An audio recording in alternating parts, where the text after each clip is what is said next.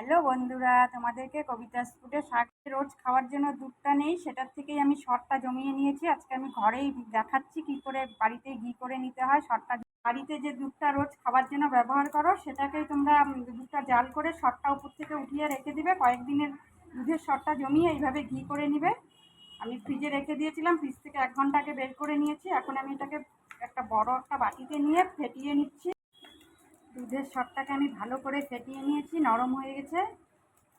তোমরা এটা এভাবেই করবে। এখন আমি এখানে ঠান্ডা জল দিয়ে দিব। আমি সাথে আর একটু বরফ দিয়ে নিলাম। তোমাদের নর্মাল ঠান্ডা জল দিয়ে দিলেও হয়ে যাবে। ফ্রিজের উপর থেকে মাখনটা ভেসে উঠেছে, আমি এখন উঠিয়ে নিচ্ছি এটা।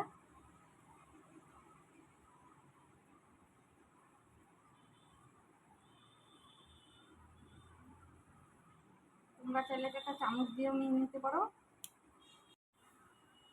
আমি সবগুলো উপর থেকে যে মাখনটা ভেসে উঠেছিল হয়ে গেছে। আমি এখন এটা বসিয়ে দেব।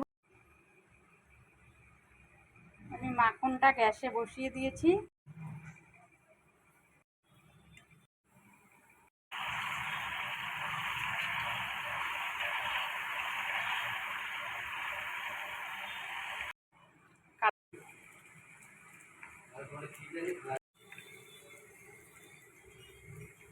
ঘিটা হয়ে গেছে, আমি এখন ঠান্ডা হলে নামিয়ে নেব।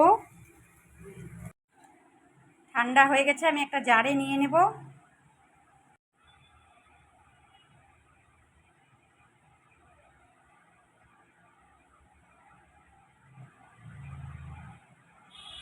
আমি জারটা চেঞ্জ করে নিচ্ছি, ছোটোটাতে নিয়ে নিচ্ছি।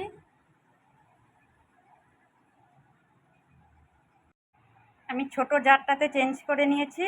তোমরা দেখে বুঝতে পারছো ঘিটা কত সুন্দর হয়েছে। তোমরাও কিন্তু বাড়িতে এটা এভাবেই করবে, তাহলে আর বাজার থেকে কিনে আনতে হবে না। আর এটার খুব সুন্দর গন্ধ বেরিয়েছে। এই রেসিপি ভালো লাগলে লাইক, শেয়ার, কমেন্ট, সাবস্ক্রাইব করে দিবে। তোমাদের ঘিয়ের রেসিপি ভালো লাগলে লাইক, শেয়ার, কমেন্ট, সাবস্ক্রাইব করে দিবে। কালারটা কি সুন্দর এসছে ঘিয়ে। তোমরাও বাড়িতে এটা এভাবেই করবে।